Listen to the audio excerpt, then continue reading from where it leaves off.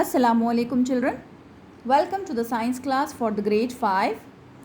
Children, in today's video we are going to revise lesson number 7 and 8. So we will revise these lessons briefly and will solve textbook exercises.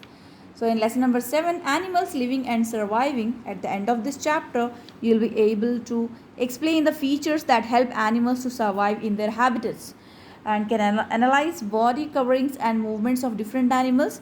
You can describe breathing in different animals and can identify mouth parts in animals based on their feeding habits and can recognize special behaviors of some animals. So let's see. Here we can see animals are divided into two categories, invertebrates and vertebrates.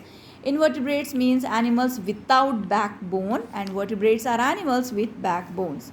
So vertebrates are further divided into 5 categories. They are fish, reptiles, birds, amphibians and mammals. So you have studied these categories in your previous classes, and as we are revising this, I explained you fish live only in water and lay soft shell eggs. Frog is example of amphibians. They live both on land and water and they lay eggs. Birds have feathers and lay hard shell eggs. Most of the birds can fly. Reptiles can crawl on the land and they lay hard shell eggs. They have dry scaly skin. Examples: crocodiles, snakes and lizards. Okay. Mammals give birth to young ones and have hair and external ears. Examples: cows, dogs, whale, dolphin and humans. These are 5 categories of vertebrates. So next topic we can see the different body coverings in different types of animals. Okay, now we'll see breathing in animals.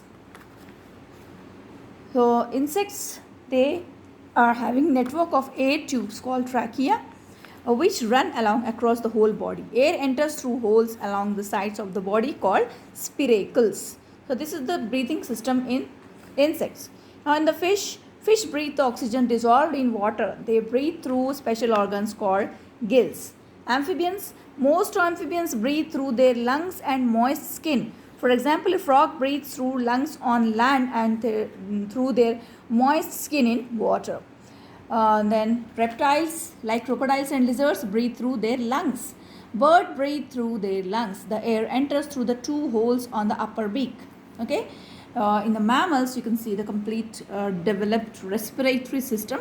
Mammals breathe through their lungs. The air they inhale enters through the nose, reaches the windpipe and goes into the lungs. Okay. Exchange of gases takes place in the lungs. The blood takes in oxygen and passes it to all parts of the body. Carbon dioxide and water vapor are exhaled. Okay. Food habits of animals. This topic already you have studied. Herbivores, carnivores and omnivores. Herbivores are grass-eating animals, carnivores are flesh-eating animals, and omnivores are the animals which eat both grasses, plants and flesh of other animals. Then here the eating habits of butterflies, they suck the nectar of flowers. Okay. So here bees and butterflies feast on the nectar of flowers. They have a special tube-like mouth part called proboscis.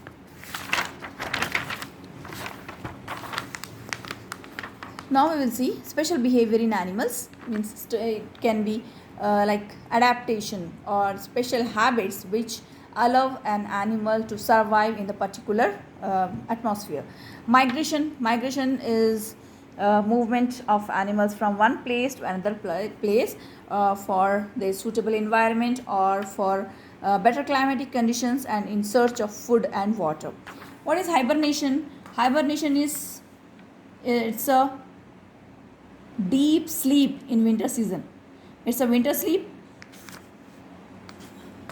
So this hibernation it occurs in polar region mostly. Polar bears, they sleep for 4 months in the winter season.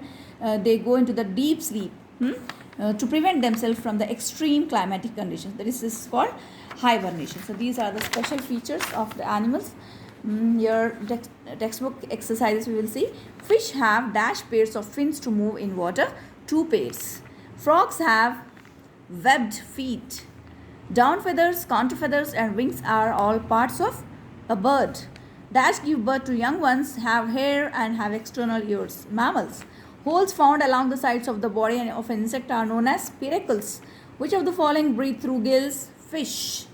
What do the Siberian cranes do to survive in the winter? It migrate. Okay. Here are the following, and more fill in the blanks. Okay, now we will see next lesson number 8. Lesson number 8 is skeletal system. So in this lesson we can see skeletal system in humans. At the end of this chapter you will be able to list the functions of the skeleton. You can label the different parts of the skeleton to explain their importance. You can locate different types of joints in our body and can classify muscles, voluntary and involuntary.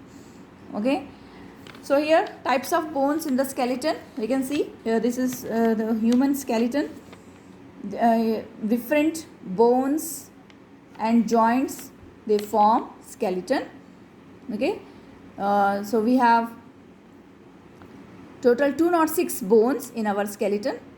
Okay, long bones are found in the arms and legs. Short bones are shaped like cubes and found primarily in the wrist and ankles. Flat bones are thin, flat and curved. They form the ribs.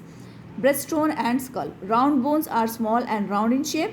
These are found in the hands, knees and feet. Okay, here we will see functions of skeleton. What are the functions?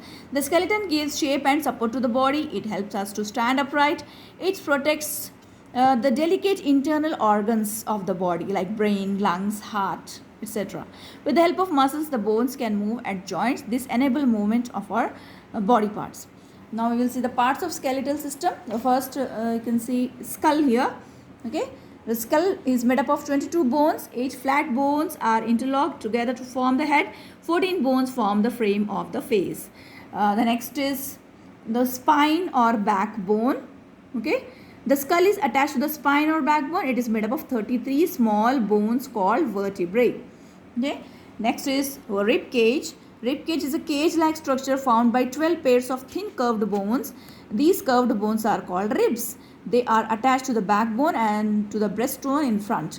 The last 2 pairs of ribs are not attached to the breastbone. They are called floating ribs. Okay. Limbs means arms and legs. Okay. Forelimbs means hands and hind limbs means legs. Okay.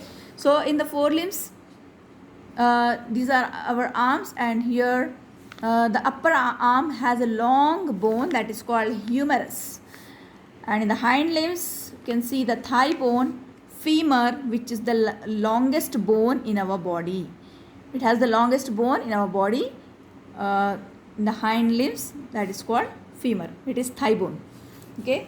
Joints. What are joints? The place where 2 bones meet. That is called joint. Okay. So different joints are there in our body. In this picture, you can see pivot joint in the neck, ball and socket joint, shoulder joint, okay, and hinge joint in the elbow, in the wrist gliding joint. Okay, these are different types of joint in our body.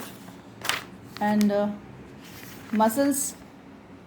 Here muscles and movements. Muscles help our body to move in different directions. So there are 2 types of muscles, voluntary muscles and involuntary muscles. Voluntary muscles means which are under our conscious, which are in our control, that is voluntary muscles, and which are not in our control like internal organs, movements, functions, that is called involuntary muscles. Okay, here